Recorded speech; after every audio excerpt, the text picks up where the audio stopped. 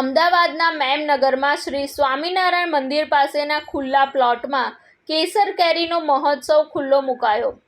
તલાલા ગીરના ખેડૂતો દ્વારા ગીરથી સીધી કેરીઓના લાખ બોક્સ સીધા ગ્રાહકોને વેચાણ માટે મુકાયા છે।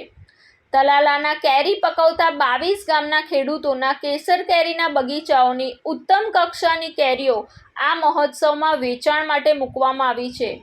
એજન્ટો અને દલાલો કે વચેટિયાઓની કોઈ પણ જાતની ભૂમિકા વિના સીધી ખેડૂતો દ્વારા અમદાવાદીઓને રાહત દરે અને કોઈ પણ કેમિકલ કે કાર્બાઇડની પડીકીઓ વિના ઓર્ગેનિક રીતે પકાવેલ કેસર કેરીઓનો સ્વાદ અમદાવાદીઓને 15મી જૂન સુધી ચાખવા મળશે।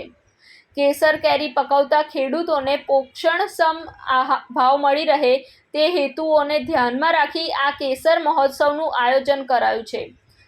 આ કેરી મહોત્સવ અમે ગીર વિસ્તારના 400 થી 500 ખેડૂતોના સભાસદોની સહકારી મંડળી બનાવીએ છીએ અને એ મંડળી મારફત ખેડૂતોને ઓર્ગેનિક ખેતી કરવા માટે પ્રેરણાઓ, માર્ગદર્શન અને મટીરિયલ પૂરું પાડીએ છીએ।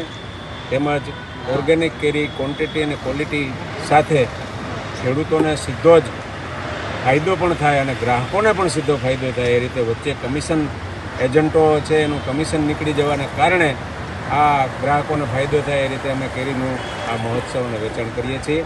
આ વેચાણ અમે અત્યારે મેમનગર રોડ ગુરુકુળની બાજુમાં જે ગ્રાઉન્ડ આવ્યું છે જિલ્લા પંચાયતનું એ ગ્રાઉન્ડમાં આ મહોત્સવ યોજીએ છીએ।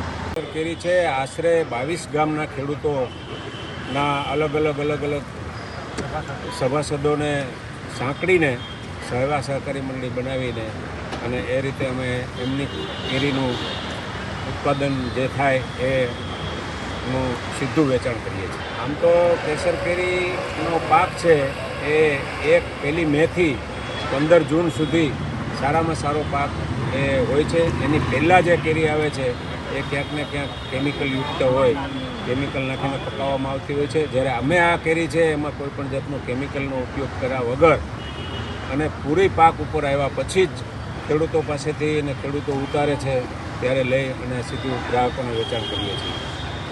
આ કેરી મહોત્સવ છે એ 15 જૂન સુધી, જ્યાં સુધી વરસાદ ન થાય ત્યાં સુધી આ મહોત્સવ ચાલુ રહેશે અને આનો ગ્રાહકને સીધો જ લાભ આપીએ છીએ। રિપોર્ટ સંજીવ રાજપૂત સાથે અમી ભટ્ટ શ્રોત્રિયા, TV9 ગુજરાત, અમદાવાદ।